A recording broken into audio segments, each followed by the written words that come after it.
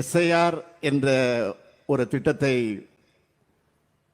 அவர்கள் மையப்படுத்தி சீராய்வு என்ற பெயரில் ஒரு தீய செயலை, சதி செயலை தேர்தல் ஆணையம் செய்வதற்கு திட்டமிட்டிருக்கிறது.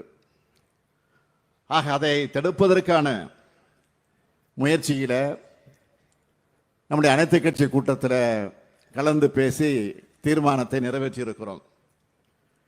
அங்கே உரையாற்றி இருக்கக்கூடிய அத்தனை பேருமே நேர்மையாக தேர்தலை நடத்த வேண்டும், உண்மையான வாக்காளர் பட்டியல் அவசியம் என்ற கருத்தை வலியுறுத்தி பேசியிருக்கிறார்கள்.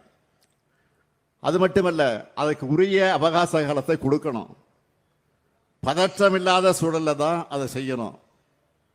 அப்படி இல்லாமல் தேர்தலுக்கு இன்னும் சில மாதங்களே இருக்கக்கூடிய இந்த சூழ்நிலையில் முழுமையான திருத்தப் பணிகளை செய்ய தேர்தல் ஆணையம் நினைக்கிறது.